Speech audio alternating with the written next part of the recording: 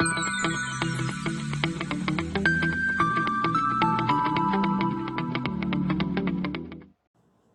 friends, in today's session we are going to continue it.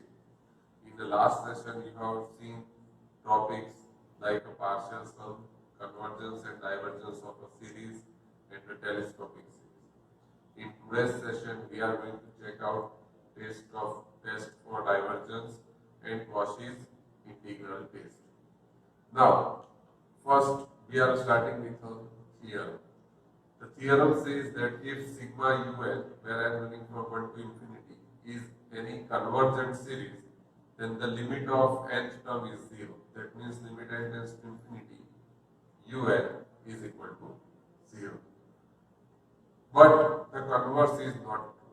That means the original theorem says that the series is convergent, then the limit of nth term is 0.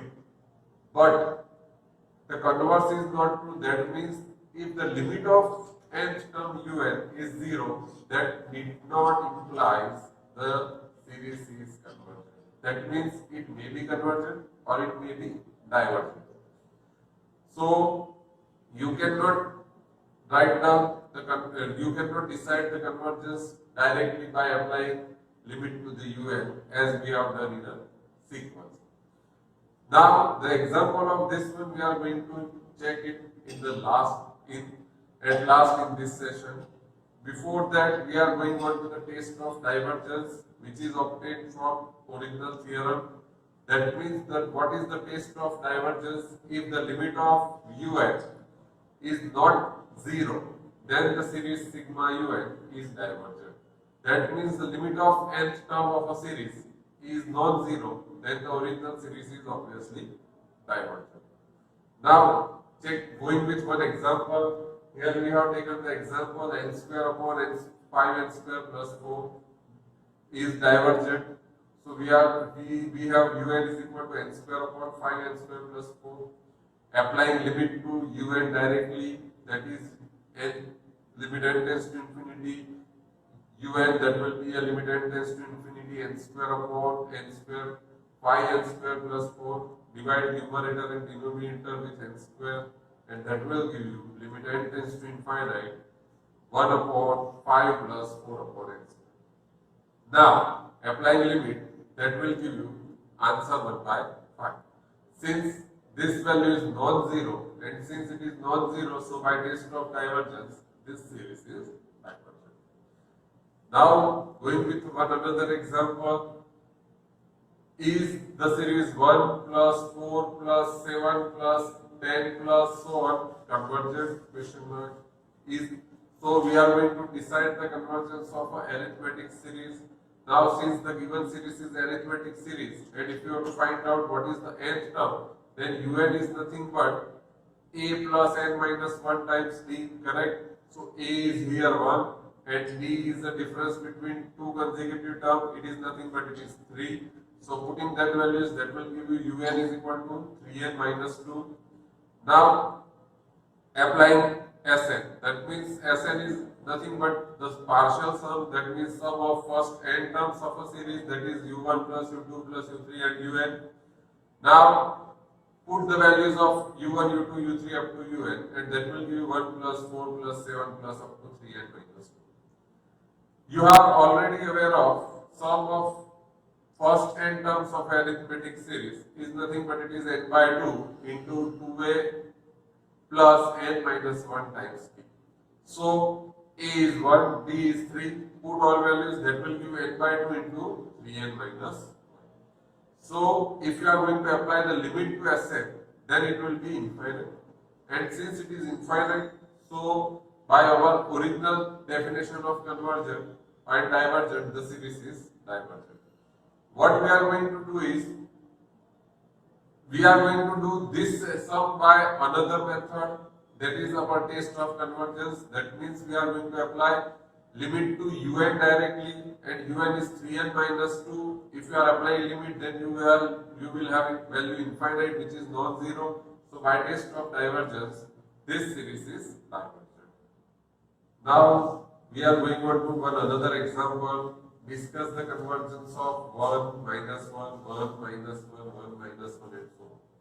Now see, this is the alternative series because one term is positive, negative, positive, negative, positive, negative. So if you are writing UL, then UL will be minus 1 raised to n plus 1, correct? Or you can write down minus 1 raised to n minus 1 also, because if you are going to put n1, then you will have minus 1 raised to 2, that will be 1, n2, then minus 1 raised to 3, that will be minus 1 and so on.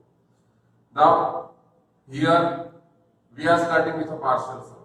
So we cannot find directly partial sum. So I have written it in the simple form. S1, that is the sum of first one term, that is nothing but 1. Now S2, that will be a sum of first two term, that will be a 1 minus 1, that will be a 0. Same manner, S3 will be 1 minus 1 plus 1, that will be 1. S4 will be 1 minus 1 plus 1 minus 1, that will be 0, and continuing in this way. So if you are continuing this way, then you will have S2, S4, S6 and so on are 0, and S1, S3, S5, S7 are going to be 1. That means S even terms are 0, S odd are 1. So S2n is 0, S2n minus 1 is 1. That means if you are going to apply limit, then you will have more than one limit. And since limits are more than one, that means your series is divergent, or you can say that it is oscillating.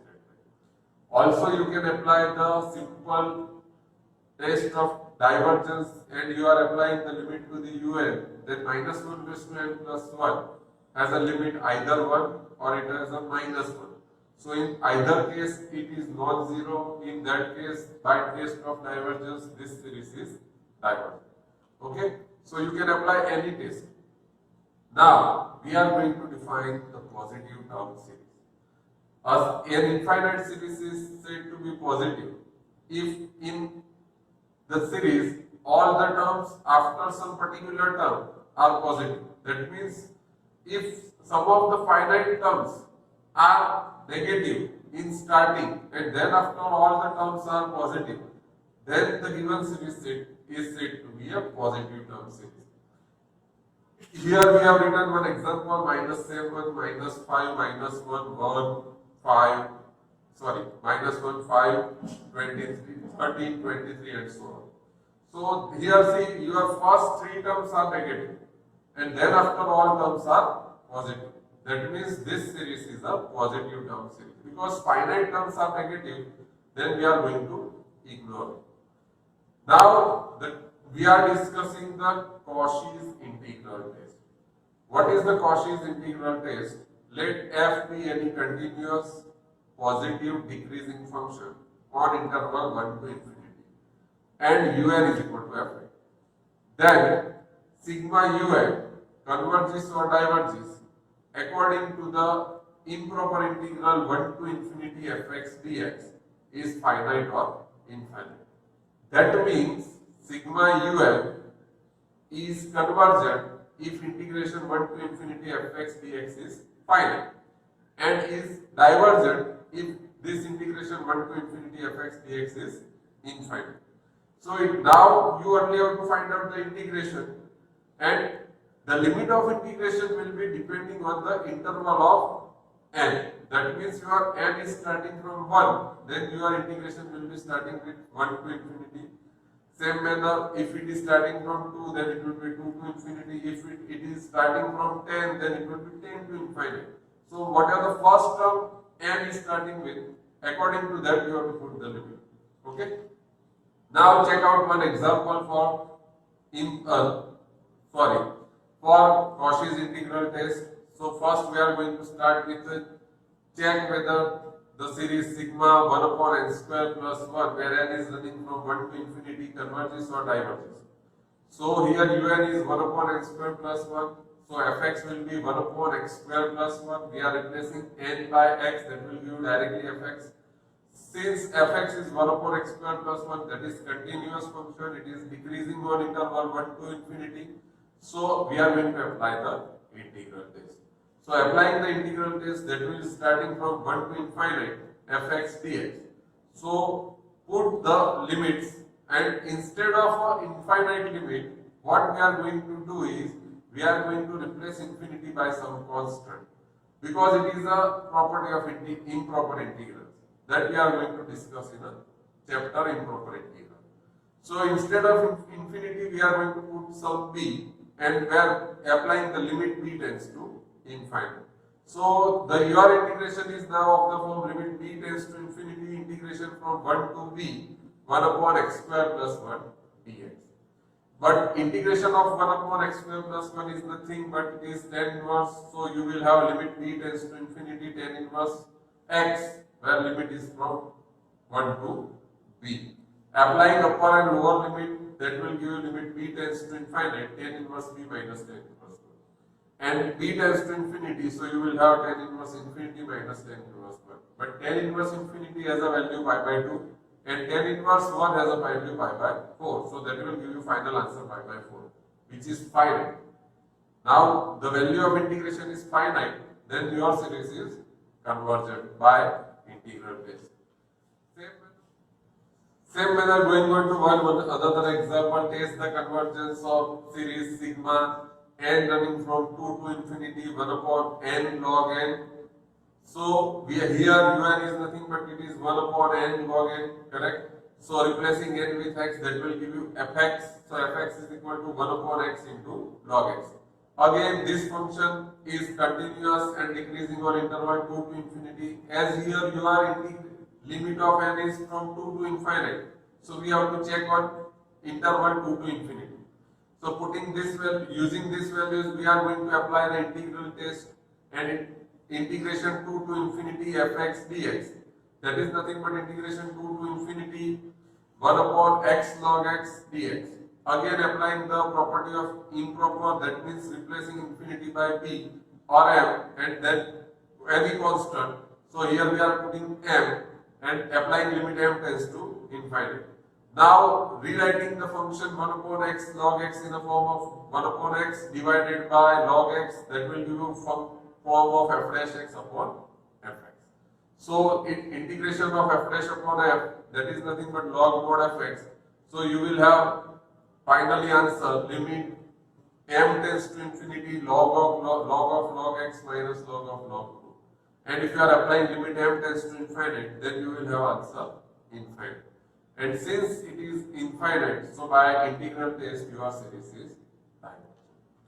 Now we are going to check one more example. Test the convergence of series sigma 2 tan inverse upon 1 plus n square dx.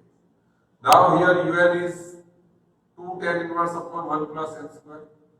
Again replace n with x, that will give you fx, that is 2 tan inverse x upon 1 plus x square. This function is decreasing and is continuous on interval 1 to infinity. So applying integral test from 1 to infinite fx dx and using improper integral, that will give you limit m tends to infinite integration from 1 to infinity 2 tan inverse x upon 1 plus x square dx. So you can directly apply the formula of f dash into f, that will be fx square whole by fx whole square by 2, or here we are using the method of substitution. So putting tan inverse x is equal to t, that will give dx upon 1 plus x square is equal to dt. Now when x is 1, then t is tan inverse 1 and tan inverse 1 is nothing but pi by 4. Same manner x is m, then t is equal to tan inverse m, and putting all values in integral, that will give integration 1 to infinity fx dx, that is equal to limit m tends to infinity integration pi by 4 to tan inverse m to t dt. But to t as an integration t square, and putting upper and lower limit, that will give limit m tends to infinity tan inverse m whole square minus pi by 4 whole square. Now applying limit, that will give you tan inverse infinite, and tan inverse infinity is nothing but pi by 2. So you will have pi by 2 whole square minus pi by 4 whole square, that is pi square by 4 minus pi square by 16, that is nothing but 3 pi square by 16. Again this value is finite. So by Cauchy's integral test your series is convergent. Now we are going to check out the example of converse of the theorem which we have started with.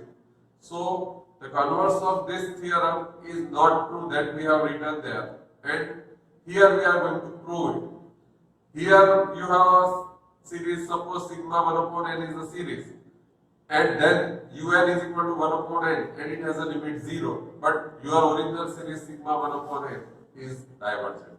So limit has a value 0, that we have already checked. Now what is a un 1 upon n? So fx will be 1 upon x. Applying integral test and simplifying it, that will give you limit m tends to infinity log x minus log 1. Correct? So simplifying all the terms and you will reach that the limit will be infinite. So if the limit is infinite, that means by integral test this series is divergent. And since this series is divergent but the limit is 0, that means whenever the limit of un is 0, then you cannot say directly that the original series is convergent or divergent. That you have to apply the another test for that to decide whether the given series is convergent or divergent. So these are the topics for today's session. If you have any query regarding these topics, then please feel free to contact me. Thank you.